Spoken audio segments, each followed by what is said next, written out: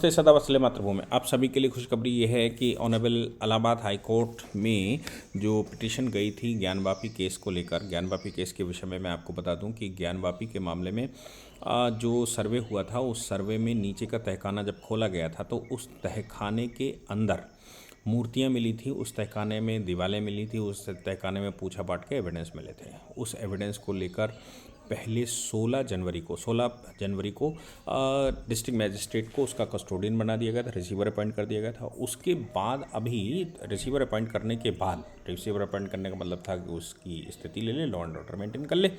उसके बाद उस मामला जो डिसीजन होना था, चूँकि 22 जनवरी की स्थापना होनी थी, इसलिए कोर्ट ने उसको रोक दिया था।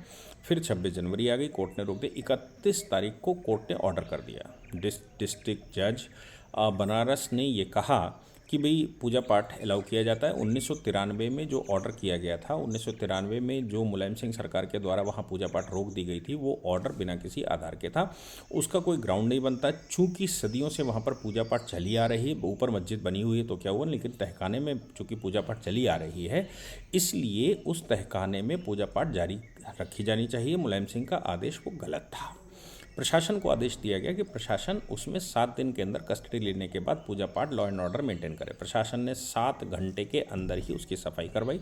चूँकि प्रशासन के पास उसका जो कस्टडी थी कोर्ट के द्वारा, वो तो 16 जनवरी को ही मिल गई थी। अब चूँकि 16 जनवरी को कस्टडी मिल गई, 31 को ऑर्डर हुआ, तो 15 दिन पहले ही उनके पास थे, उन्होंने उसकी व्यवस्थाएँ कर रखी थी।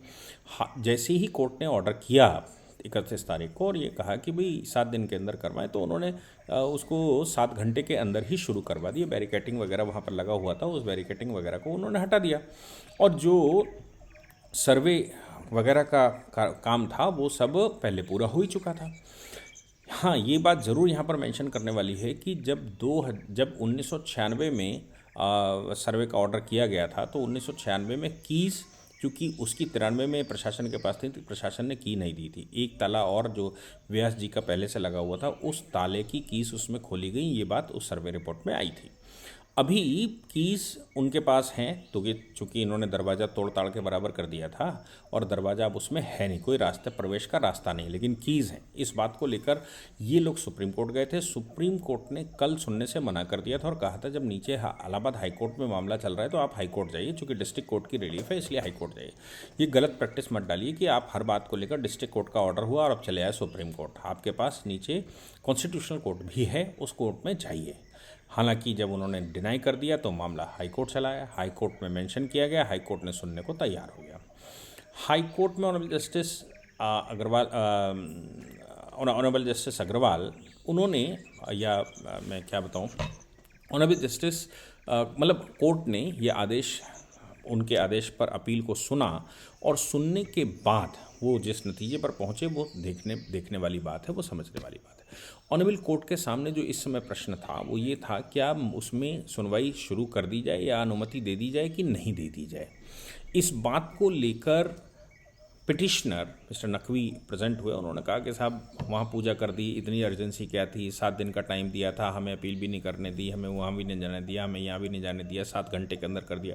कोर्ट ने भी कहा कि इतनी अर्जेंसी क्या है, तो उन्होंने कहा कि साहब 7 दिन के अंदर वहाँ पूजा पाठ शुरू हो गई और वो जब 7 घंटे के अंदर शुरू हो गई, जबकि 7 दिन दिए गए थे, तो ये अर्जेंसी में सब करवा रहे हैं फटाफट, इसलिए साहब हमको यहाँ आना पड़ा। कोर्ट ने कहा आप बताइए, आपने 17 अक्टूबर 16 अक्टूबर का ऑर्डर तो चैलेंज किया नहीं।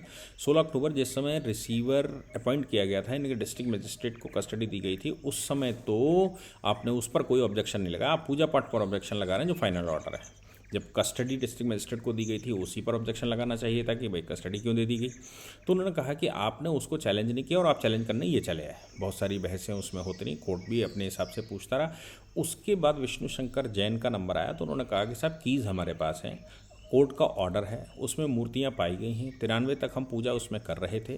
तो कोर्ट ने उनसे कहा कि भाई आप क्यों चले आए व्यास जी की तरफ से, ये तो काशी विश्वनाथ में आप 2016 में ही पावर दे चुके हैं। तो उन्होंने कहा ठीक है साहब, ऑर्डर जैसा हुआ है उसके अनुसार वो तो काशी विश्वनाथ ट्रस्ट को ही दिया जा चुका है, लेकिन फिर भी हमको चूँकि कीज़ हमारे पास थी और चूंकि ऑर्डर में भी लिखा है कीज़ व्यास जी के पास हैं, इसलिए साहब हम व्यास जी की तरफ से आपकी अदालत में प्रेजेंट हुए हैं। एडवोकेट जनरल, चूँकि सरकार कस्टडी सरकार को दी गई थी और ट्रस्टी सरकार प्रेजेंट होगी, चूँकि काशी विश्वनाथ की जो ट्रस्ट है वो ट्रस्ट तो सरकारी है, इसलिए एडवोकेट जनरल भी उसमें प्रेजेंट हुए। एडवोकेट जनरल ने कहा था हमारा काम तो केवल लॉ एंड ऑर्डर मेंटेन करना है, आप जैसा आदेश करेंगे वैसा हम पालन करेंगे। नीचे वाले कोर्ट ने कहा लॉ एंड ऑर्डर मेंटेन करो, हमसे कहा पूजा पाठ शुरू करवा दो, हम जितने जल्दी हो सकते हैं उतना जल्दी हमने कर लिया। अब किसी ऑर्डर को इतनी जल्दी इम्प्लीमेंट किया गया, एग्जीक्यूट किया गया, इस बात की समस्या है, ये तो सब अच्छी बात नहीं है, क्योंकि समस्या तो ये होनी नहीं चाहिए कि एग्जीक्यूट इतनी जल्दी क्यों कर दिया, क्योंकि हम ऑर्डर को इतनी जल्दी एग्जीक्यूट करवा रहे हैं।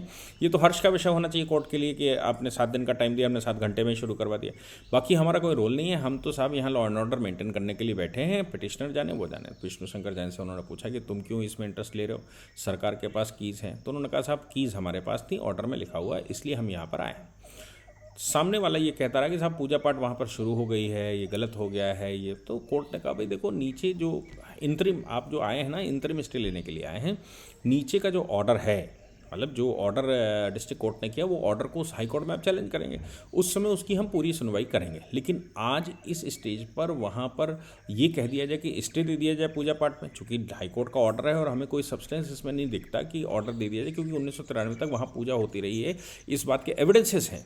और इस बात के चूंकि एविडेंसेस हैं, 93 तक वहाँ पूजा पाठ चल रही थी, 93 में मुलायम सिंह सरकार के द्वारा वहाँ पर ताले लगाए गए थे, ये हम सब जानते हैं। आगे ऑनरेबल कोर्ट ये कह रहा है कि भाई इस आधार पर हम इंतरिम स्टे देने से आपको मना करते हैं और हम मॉस्क कमेटी से ये कहते हैं कि तुम्हारी इंतरिम स्टे यहाँ हम डिसमिस करते हैं। आपका प्रॉपर जो ऑर्डर हुआ है कोर्ट का, उसको आप चैलेंज करिए, उसको हम सुनेंगे। उसको सुनवाई करते समय जो भी होगा वो कर देंगे, क्योंकि वहाँ पूजा पाठ होने से, चूँकि 93 तक होती रही है, तो पूजा पाठ होने से कोई समस्या खड़ी नहीं होती और पूजा पाठ वहाँ रोकी नहीं जा सकती अब, चूँकि ऑर्डर है और बाकायदा ये सिस्टमेटिक है।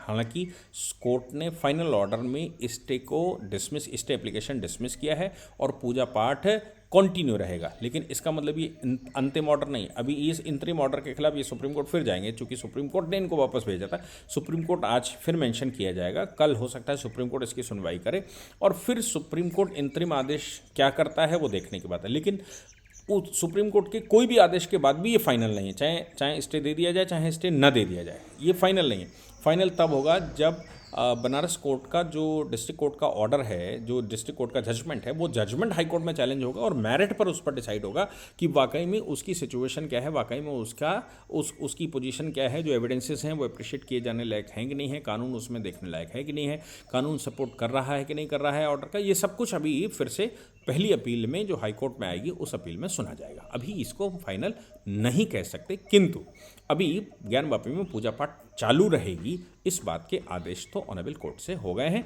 और राज्य सरकार को उन्होंने आदेश दे दिया है कि आप यहाँ पर लॉ एंड ऑर्डर मेंटेन करिए, किसी प्रकार का कोई उपद्रवी एलिमेंट नहीं आना चाहिए। एक बात और है कि ज्ञानवापी में पूजा पाठ के आदेश के विरुद्ध वहाँ मुस्लिम कम्युनिटी ने अनशन कहना चाहिए, दुकानें बंद कर रखी हैं, आज बंद रखा है और ये कहा है कि पूजा पाठ की अनुमति गलत है।